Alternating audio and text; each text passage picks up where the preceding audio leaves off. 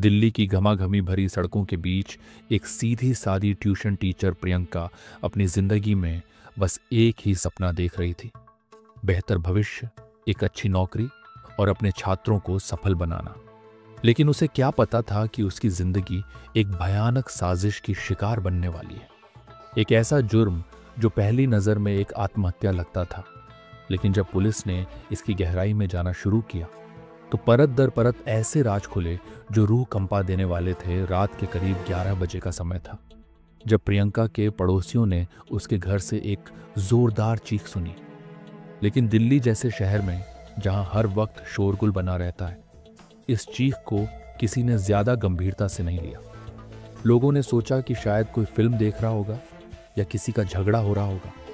लेकिन सुबह जब प्रियंका के घर का दरवाजा नहीं खुला तो शक गहराने लगा।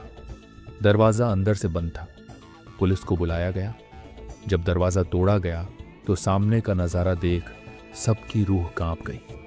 प्रियंका का शव उसके बेडरूम में मिला। उसका चेहरा फर्श की ओर था, शरीर ठंडा पड़ चुका था और कमरे में हर तरफ खून के छींटे थे। लेकिन सबसे अजीब बात यह थी कि कमरे में किसी भी तरह की जबरदस्ती घुसने के निशान नहीं थे। इसका मतलब साफ था, प्रियंका अपने हत्यारे को जानती थी और उसने खुद ही उसे घर में आने दिया था। जैसे ही पुलिस ने प्रियंका का मोबाइल फोन खंगाला, एक चौंकाने वाला राज सामने आया। हत्या से कुछ घंटे पहले प्रियंका की किसी से लंबी बातचीत हुई थी। कॉल डिटेल्स निकाली गईं और एक अनजान नंबर बार बार प्रियंका को कॉल कर रहा था। लेकिन जब पुलिस ने उस नंबर पर संपर्क करने की कोशिश की तो वह बंद मिला। पुलिस ने प्रियंका के दोस्तों और परिवार वालों से पूछताछ की, लेकिन कोई भी उस नंबर को पहचान नहीं पाया। और फिर प्रियंका की एक सहेली ने एक ऐसा खुलासा किया जिसने इस केस की दिशा ही बदल दी।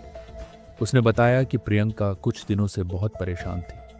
वह कहती थी कि उसे कोई देख रहा है, उसके हर कदम पर नजर रखी जा रही है और उसे डर था कि अगर उसने कुछ गलत किया तो उसकी जान भी जा सकती है।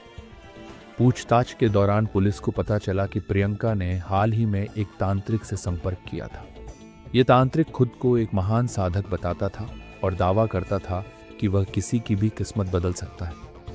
जब पुलिस ने इस तांत्रिक को ढूंढ निकाला और उससे पूछताछ की तो उसने बताया कि प्रियंका उसके पास अपने भविष्य के बारे में जानने आई थी।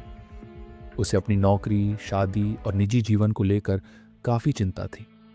लेकिन तांत्रिक ने दावा किया कि उसने प्रियंका को सिर्फ सलाह दी थी और उसका हत्या से कोई लेना देना नहीं था। लेकिन जब पुलिस ने उसकी कॉल डिटेल्स चेक की तो उसमें वही अनजान नंबर मिला जिससे प्रियंका को लगातार फोन आ रहे थे। अब पुलिस के पास दो संभावनाएं थीं। या तो यह तांत्रिक वाकई किसी खतरनाक खेल का हिस्सा था या फिर कोई और उसकी आड़ में प्रियंका को डरा रहा था। जांच आगे बढ़ रही थी कि तभी प्रियंका के लैपटॉप से एक ईमेल मिला। यह ईमेल किसी को भेजा नहीं गया था, बस ड्राफ्ट में सेव था। इसमें लिखा था, अगर कुछ गलत हो जाए तो समझ लेना कि मैंने खुद को खत्म नहीं किया, बल्कि किसी ने मुझे मार दिया है। इस ईमेल ने पूरे केस को उलझा दिया।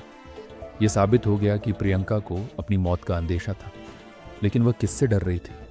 तांत्रिक के बारे में जांच चल ही रही थी कि प्रियंका की एक छात्रा ने एक ऐसा बयान दिया जिसने केस को एक और नया मोड़ दे दिया। उसने बताया कि प्रियंका का एक पुराना छात्र रोहित उससे बहुत ज़्यादा प्रभावित था। वह उसे हर जगह फॉलो करता था, उसके सोशल मीडिया पोस्ट्स पर अजीबोगरीब कमेंट्स करता था और जब भी मौका मिलता उसे अपने प्यार का इजहार करता था। प्रियंका ने रोहित को कई बार समझाने की कोशिश की, लेकिन वह नहीं माना।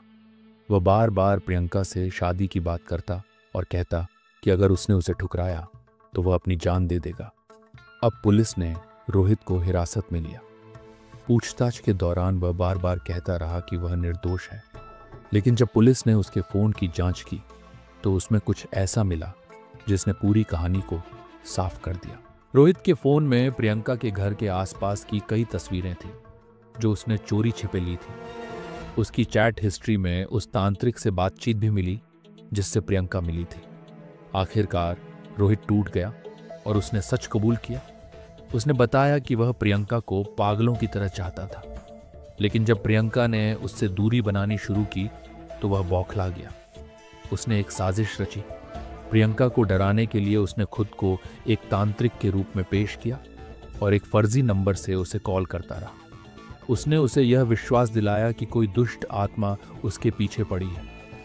जब प्रियंका ज्यादा डरने लगी तो उसने उसे तांत्रिक के पास जाने के लिए मजबूर किया, जिससे उसकी मानसिक स्थिति और खराब हो गई और आखिरकार उसने प्रियंका की हत्या कर दी ताकि वह किसी और की न हो सके।